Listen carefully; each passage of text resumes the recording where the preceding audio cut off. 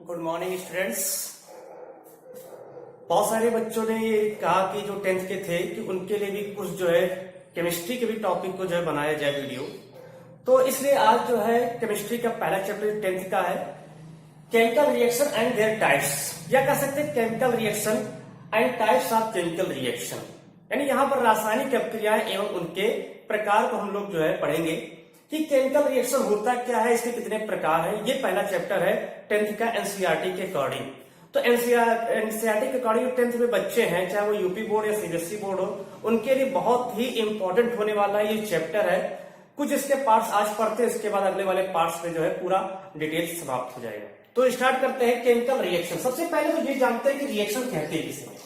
पहला एक दिमाग में ये आता है, जैसे भी चूंकि छोटे बच्चे हैं, मान लेते हैं कि 10th के बच्चे हैं, तो उनके दिमाग में आता है कि रिएक्शन होता क्या है। क्योंकि अभी तक इसके पहले 9th में थोड़ा बहुत रिएक्शन के बारे में जाने थे, लेकिन यहाँ पर चूंकि बहुत डिटेल पढ़ना है 10th में रिएक्शन के बारे में। रिएक्शन बहुत जगह पर आएंगे, क्या होता है जब व्हाट हैपन के क्वेश्चन भी जो है, जो बोर्ड एग्जाम्स होते हैं उसमें भी जो है व्हाट हैपेंस के क्वेश्चन पूछे जाते हैं। तो यहाँ पर सबसे ज्यादा आवश्यक होती है कि रिएक्शन किसे कहते हैं। अगर एक लाइन में इसको समझा जाए कि रिएक्शन किसे कहते हैं, तो कह सकते हैं कि किसी भी पदार्थ के गुण, संगठन अथवा संरचना में होने वाले परिवर्तन को हम अभिक्रियाएं कह सकते हैं। यानी कोई भी पदार्थ होता है, उस पदार्थ में जो भी उसके गुणों में, उसके संरचना में, उसके संगठन में जो भी परिवर्तन आता है, उसे हम उसकी अभिक्रिया के नाम से जानते हैं। जो अभिक्रिया होता है, अभिक्रिया की रिएक्शन दो प्रकार के होते हैं। एक होता है न्यूक्लियर रिएक्शन होता है, न्यूक्लियर रिएक्शन, और दूसरा होता है केमिकल रिएक्शन। देखिए दोनों में अंतर क्या है, nuclear reaction and second is chemical reaction. जो न्यूक्लियर रिएक्शन होता है, इस न्यूक्लियर रिएक्शन वाले में जो है जो नाभिकीय, इसको हम लोग हिंदी में नाभिकीय अभिक्रियाओं के नाम से भी जो है जानते हैं। इस नाभिकीय अभिक्रियाओं में जो परमाणु होता है, उस परमाणु के नाभिक भाग लेते हैं। यानी एटम, जो एटम होता है उसके नाभिक, जो वहां पर न्यूक्लियस होता है, न्यूक्लियस ऑफ एटम, ये यहां पर जो है यानी परमाणु के नाभिक जो है इसमें भाग लेते हैं। और इसमें जो है जो परमाणु होता है, जब इस प्रकार की अभिक्रिया होती है तो जो परमाणु होता है वो परमाणु दूसरे परमाणु में परिवर्तित हो जाता है। तो इसको हम लोग न्यूक्लियर रिएक्शन कहते हैं। दूसरा जो होता है केमिकल रिएक्शन। ये जो केमिकल रिएक्शन होता है, इस प्रकार के जो रिएक्शन होते हैं, इसमें कोई भी जो परमाणु होता है, उस परमाणु का जो वाहतम इलेक्ट्रॉन होता है, जो उसका वाहतम इलेक्ट्रॉन होता है, वो यहां पर जो है भाग लेते हैं। इसको हम कह सकते हैं, इसमें परमाणु का नाभिक भाग लेता है, परमाणु का नाभिक। और जबकि इसमें जो है जो वाहतम कोश में उपस्थित इलेक्ट्रॉन्स होते हैं, वो यहां पर भाग लेते हैं, वाहतम कोश के इलेक्ट्रॉन भाग लेते हैं। परमाणु के वाहतम कोश के इलेक्ट्रॉन भाग लेते हैं।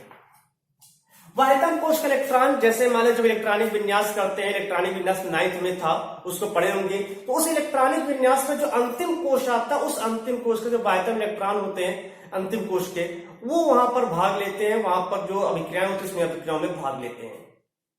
सबसे पहले ये बात करते हैं कि रासायनिक अभिक्रिया, क्योंकि मेन हम लोग को पढ़ना वो केमिकल रिएक्शन पढ़ना है। ये केमिकल रिएक्शन को जो है मेन यहाँ पर पढ़ना है। जैसे इसका एग्जांपल लेते हैं कि किस प्रकार से रासायनिक अभिक्रिया बनाई जाती है। तो एक एग्जांपल ले लेते हैं, एक बहुत ही सिंपल सा एग्जांपल। जैसे मान लेते हैं कि जिंक ऑक्साइड को यदि कहा जाए कि जिंक ऑक्साइड को यदि किसी तनु जो है सल्फ्यूरिक अम्ल में H2SO4 में घोला जाए तो क्या होता है। यानी कह सकते हैं क्या होता है जब कैल्शियम ऑक्साइड को, जिंक ऑक्साइड को तनु सल्फ्यूरिक अम्ल में घोला जाता है।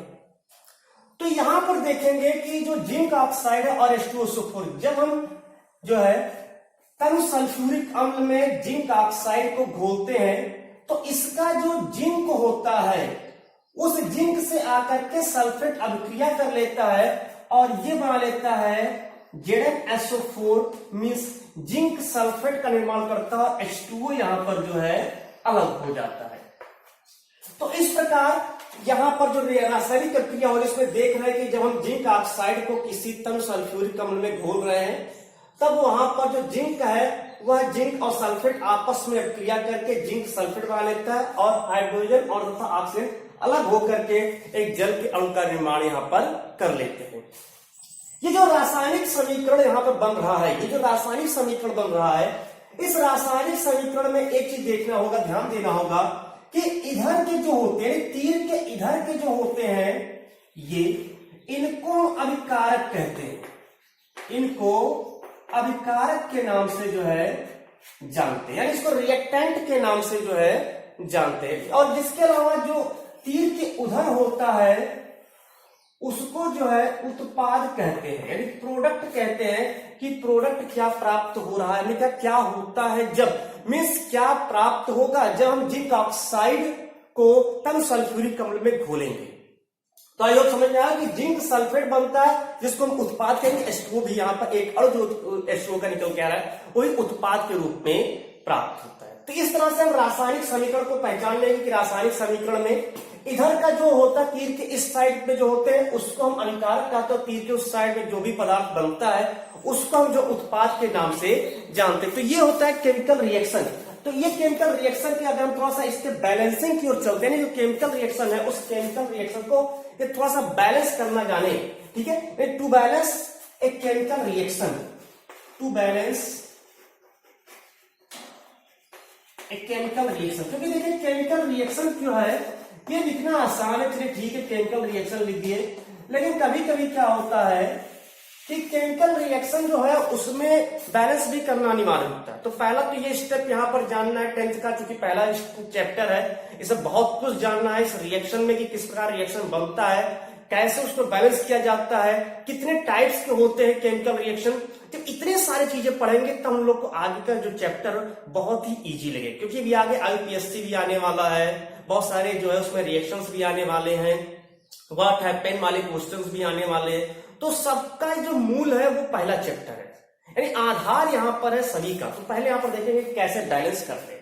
हम एक एग्जाम्पल ले लेते हैं बैलेंस करने के लिए। मान लेते हैं कि एक एग्जाम्पल मैग्नीशियम, कि मैग्नीशियम का जब अभिक्रिया ऑक्सीजन से कराया जाता है क्या बनता है, यानी जब मैग्नीशियम और ऑक्सीजन के मध्य क्रिया कराई जाती है तो क्या बनता है। तो वहां पर जो है मैग्नीशियम ऑक्साइड बनता है। क्या बनता है? मैग्नीशियम ऑक्साइड बनता है। हम ये तो नॉर्मल सी चीज है, इसको बैलेंस करके देखें कि कैसे बैलेंस किया जाता है। देखिए बैलेंस करने का पहला जो यहां पर है कि इसमें जो परमाणु की संख्या, जो यौगिक या अणु है, उस यौगिक अथवा अणु में परमाणुओं की संख्या कितनी है, कौन कौन से परमाणु भाग ले रहे हैं, उस परमाणु की संख्या कितनी है। तो जो तीर के इधर है और तीर के उधर, यहां पर 9th पढ़े हुए द्रव्य की अविनाशिता का नियम। तो द्रव्य की अविनाशिता का नियम भी यहां पर फॉलो करना है कि द्रव्य अविनाशी होता है, अर्थात जो हम फर्स्ट लॉ ऑफ थर्मोडायनेमिक्स का यूज करते हैं कि जैसे जो भी ऊर्जा के बारे में वहां पर ले लेते हैं कि कोई भी एक ले सकते हैं, उसी प्रकार से परमाणु भी होती है। परमाणु को ना तो उत्पन्न किया सकता है और ना ही नष्ट किया सकता है, यद्यपि इसे एक रूप से दूसरे रूप में परिवर्तित किया जा सकता है। तो वही हमने यहाँ पर किया है, एक परमाणु लिया मैग्नीशियम, एक अणु लिया ऑक्सीजन और उसको दूसरे रूप में परिवर्तित कर दिया। ना तो हमने नष्ट किया ना तो उत्पन्न किया, सीधे एक दूसरे रूप में परिवर्तित कर दिया। लेकिन यह बैलेंस नहीं है। कैसे नहीं बैलेंस है देखेंगे। मैग्नीशियम की संख्या 1 है, मैग्नीशियम की संख्या 1 है, मैग्नीशियम तो बैलेंस है, हमने कहा बैलेंस नहीं है। ऑक्सीजन देखते हैं, ऑक्सीजन की संख्या, ऑक्सीजन परमाणु की संख्या 2 है, ऑक्सीजन परमाणु की संख्या 1 है। अब बैलेंस कैसे करेंगे? तो एक नियम जान ले कि बैलेंस करने के लिए हमेशा आगे की ओर उसकी संख्या को लिखा जाता है, पीछे नहीं लिखा जाता, बीच में नहीं लिखा जाता है। तो अब हमें ऑक्सीजन के बराबर इस ऑक्सीजन को करना है। यहाँ ऑक्सीजन 2 है, ऑक्सीजन के परमाणु 2 है, वहां पर ऑक्सीजन का परमाणु 1 है। तो अब उसके लिए क्या करेंगे, इसको भी 2 कर देंगे। तो देख रहे हैं कि ऑक्सीजन क्या यहाँ 2 हो गया, ऑक्सीजन ये भी ऑक्सीजन 2 हो गया, लेकिन डिसबैलेंसिंग क्या आ गई, मैग्नीशियम में आ गई। अब मैग्नीशियम भी 2 हो गया, तो इसके लिए यहां पर भी हम क्या करेंगे, 2 यूज कर देंगे। तो इस तरह से हम जो केमिकल रिएक्शन होता है उसको बैलेंस कर लेते हैं। दूसरा एक एग्जांपल हम देख ले, यहां पर जो है जैसे CO2 है और प्लस H2O, इससे जो बनता है कार्बन डाइऑक्साइड। लेकिन ये देखिए ध्यान रहे, अगर ह्यूमन बॉडी में बनता है तो यहां पर कार्बोनिक अम्ल बनता है, जैसे हम लोग के जो ब्लड में बनता है वहां पर भी रिएक्शन होता है CO2 प्लस H2O का। या नहीं कि वही मान के चलो कि जो प्रकाश संश्लेषण की प्रक्रिया होती है उस प्रकाश संश्लेषण की प्रक्रिया में कार्बोहाइड्रेट बनता है तो वहां पर बनेगा, ऐसा नहीं बनेगा। हम लोग के शरीर में CO2 और H2O की क्रिया हो जाती है तो वहां पर जो है कार्बोनिक एसिड बनता है। वो कार्बोनिक एसिड शीघ्र बाइकार्बोनेट आयन और हाइड्रोजन आयन में टूट जाता है और वही हाइड्रोजन आयन जाकर के हमारे ब्लड में जो पीएच है उस पीएच को जो है पीएच जो एसिड बेस बफर है उस एसिड बेस बफर को इक्विलिब्रियम रखने का कार्य करता है। तो ये चीज ध्यान रखना। तो यहाँ पर हम चूंकि प्रकाश संश्लेषण की बात कर रहे हैं, यहाँ पर हम जो है धीरे फोटोसिंथेसिस की बात किया जाता है। सिंपल सा फोटोसिंथेसिस लाइट की प्रेजेंट में होता है, लाइट की प्रेजेंस में ये पूरी प्रक्रिया होती है।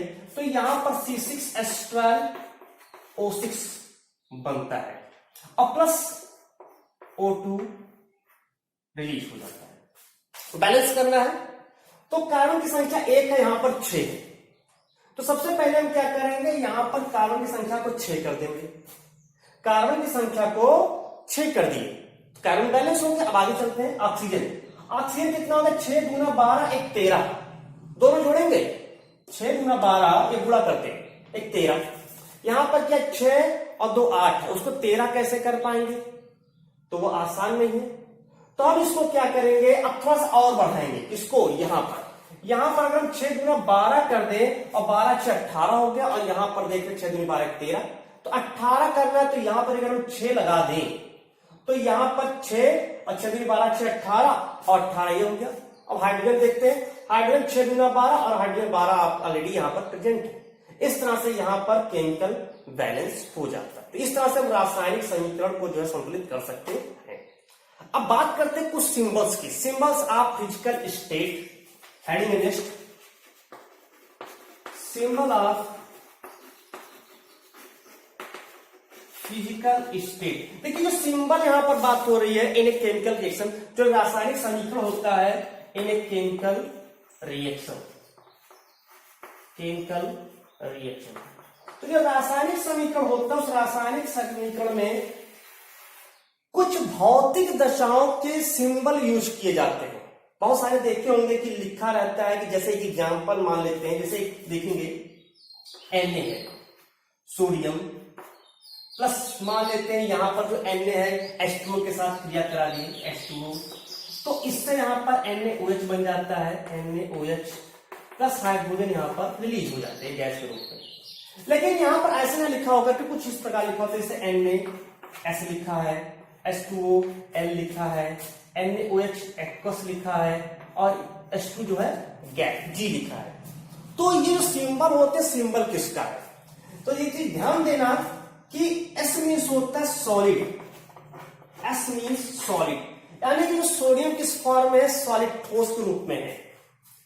L मतलब होता है लिक्विड, यानी H2O कैसा है, जल कैसा है, तो जल पता है द्रव अवस्था में होता है।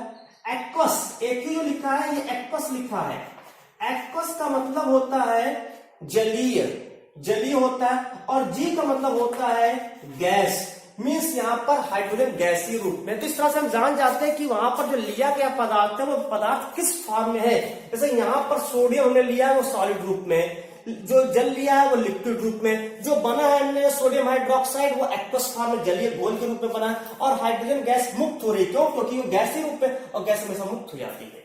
तो इस तरह से यहां पर जो है उसके कुछ सिंबल को भी जो है पढ़ना आवश्यक होता है, सिंबल को भी जानना आवश्यक हो जाता है। तो इतना जो था ये केमिकल रिएक्शन का एक जो है कह सकते हैं एक प्रारूप था कि केमिकल रिएक्शन कैसे जो है बनता है, उसकी बैलेंसिंग कैसे होती है, उसमें कुछ जो फिजिकल सिंबल होता है फिजिकल स्टेट, तो वो सिंबल को भी यहां पर यूज कर लिया गया। अब हम लोग पढ़ते हैं types of chemical reaction, types of chemical reaction.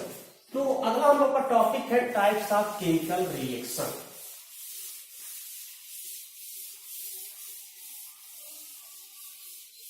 देखिए टाइप्स ऑफ केमिकल रिएक्शन की बात किया जाए, types of chemical reaction, chemical reaction.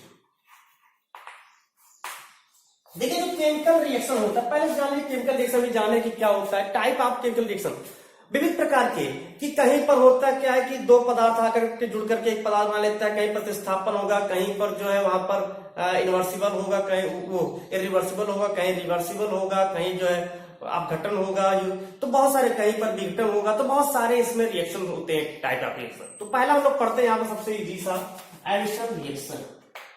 पहला पढ़ा जाता है एडिशन रिएक्शन।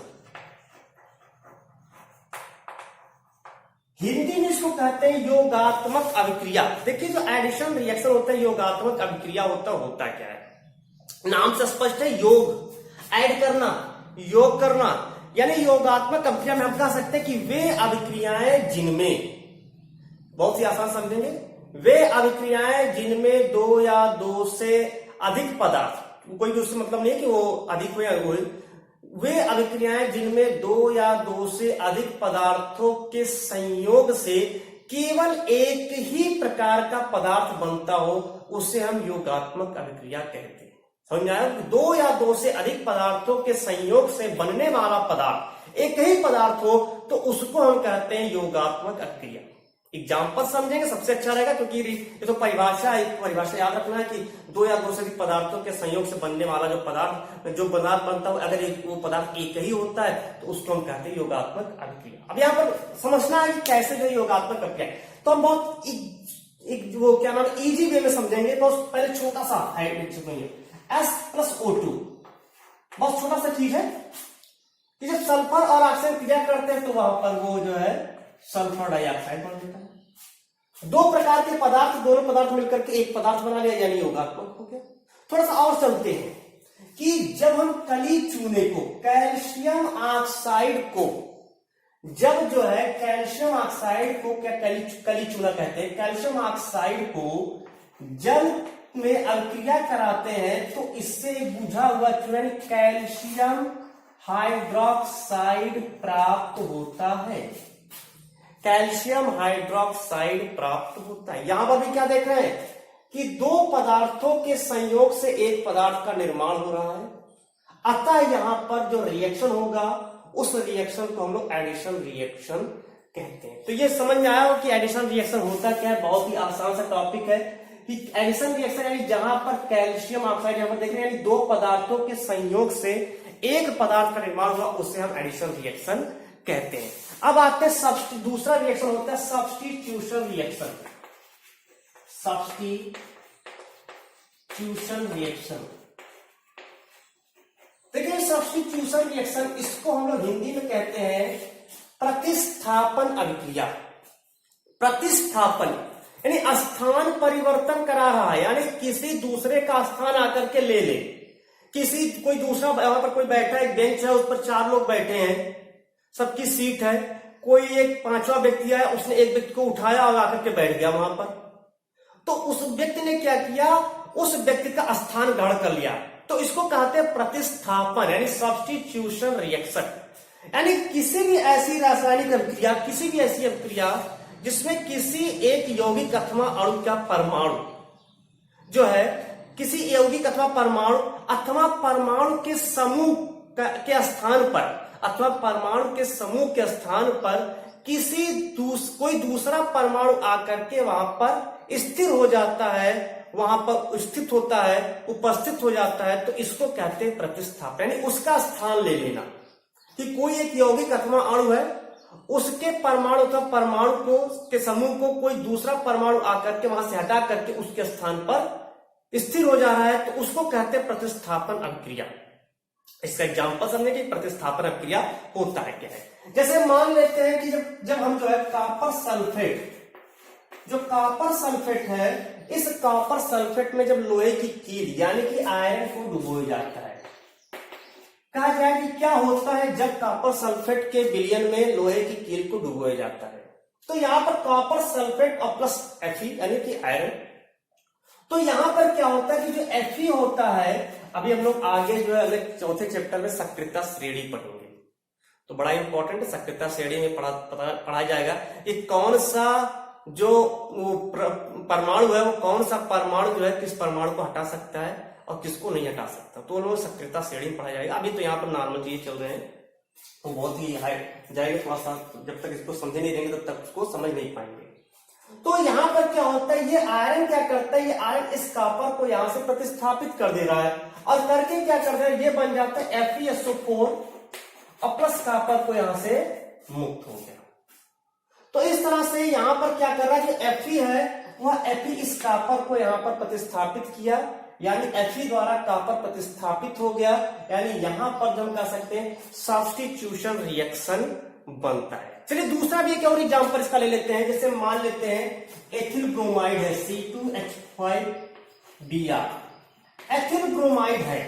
क्या होता है जब एथिल ब्रोमाइड को पोटेशियम हाइड्रोक्साइड के जलीय घोल में घोलते हैं, तो यहां पर जो है पोटेशियम हाइड्रोक्साइड में जब घोला जाता है तो ये जो हाइड्रोक्साइड होता है, पोटेशियम हाइड्रोक्साइड का जो हाइड्रोक्साइड होता है, ये इस Br को यहां से प्रतिस्थापित कर देता है और ये बना लेता है, जो पोटेशियम ब्रोमाइड रहता है वो कन्वर्ट हो जाता है एथिल अल्कोहल में, वो कन्वर्ट हो जाता है एथिल अल्कोहल में और C2H5OH बन जाता है और प्लस यहाँ पर पोटेशियम ब्रोमाइड का निर्माण हो करके अलग हो जाता है। यानी यहां पर प्रतिस्थापन हो रहा है, कौन प्रतिस्थापित कर रहा है, हाइड्रोक्सिल आयन जो है इस Br पर ब्रोमीन को यहां से प्रतिस्थापित कर रहा है और उसका स्थान स्वयं ग्रहण करके एथिल अल्कोहल का निर्माण कर दे रहा है। तो इसको हम कहेंगे सब्स्टिट्यूशन रिएक्शन, यानी कि यहां पर क्या हो रहा है, प्रतिस्थापन अभिक्रिया होती है।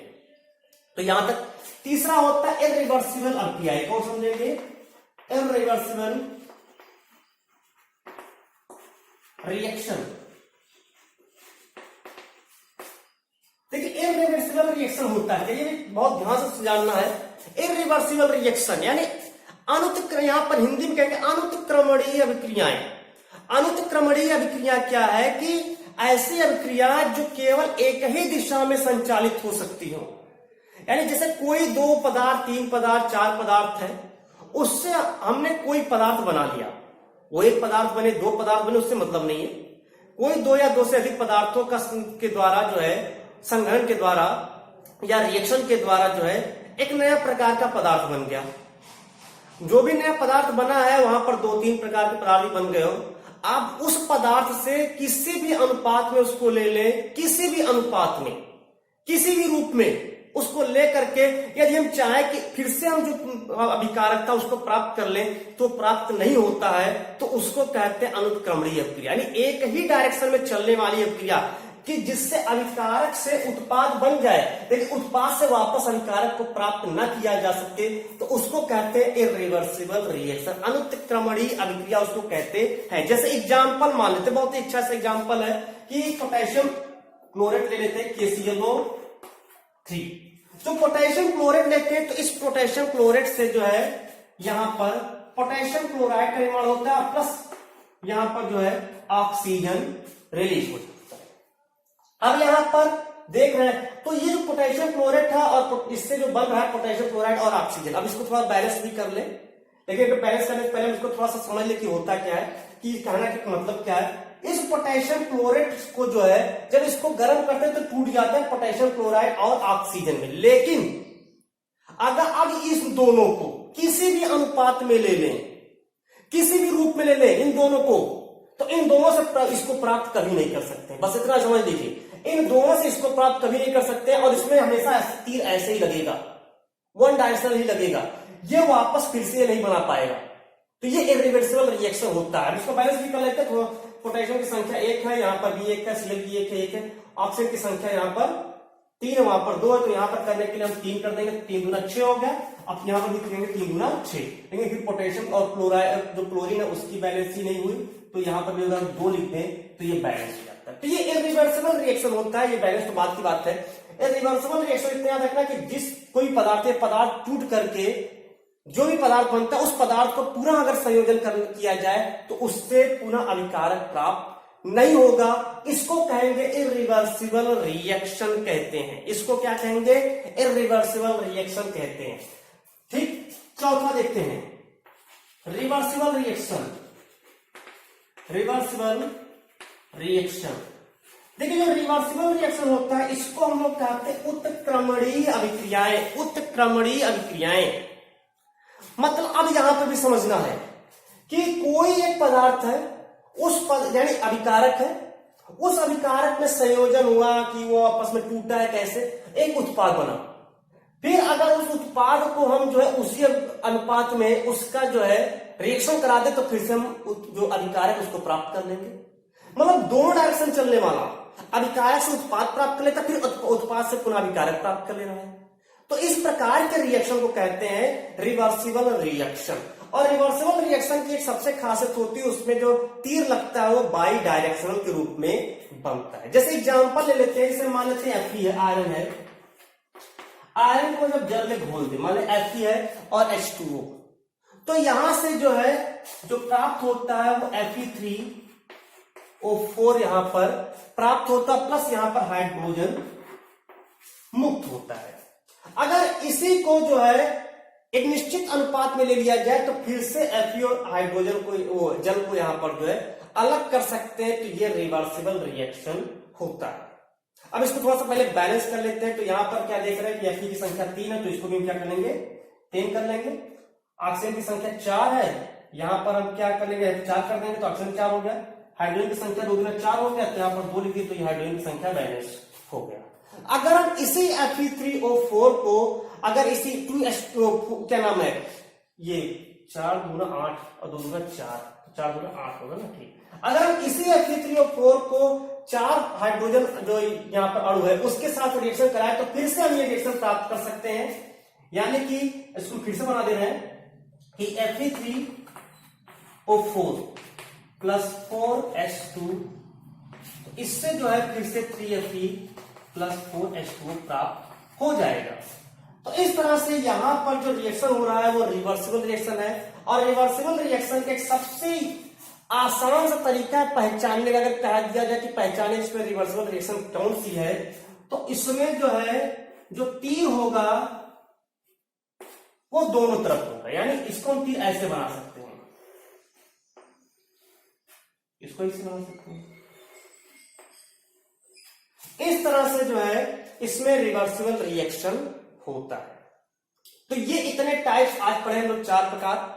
अगले वाले पार्ट में हम लोग इसके आगे का जो टाइप्स है उसको पढ़ते हैं। तो आई होप समझ में आएगा। 4 आज हमने पढ़ा है, तो इस 4 को आज जो है सभी स्टूडेंट इसको जो होमवर्क करें, इससे नई नई चीजें जो है बनाए, योगात्मक वाले अभिक्रिया को सीखें, इसके अलावा प्रतिस्थापन अभिक्रिया को अधिक से अधिक सीखें, इसके अलावा अनुत्क्रमणीय अभिक्रिया को सीखें और उत्क्रमणीय अभिक्रिया को, इन चारों अभिक्रियाओं को सीखें और रासायनिक समीकरण को संतुलित करना भी सीखें। रासायनिक अभिक्रिया के जो है उसके प्रारूप को समझें, अभिकारक उत्पाद को समझें। तो इस प्रकार से आज के लिए इतना होमवर्क भी है, समझ लीजिए। अगले पार्ट्स में हम लोग जो है इसके अगला वाला जो टाइप्स है उसके बारे में अध्ययन करते हैं। तब तक के लिए धन्यवाद।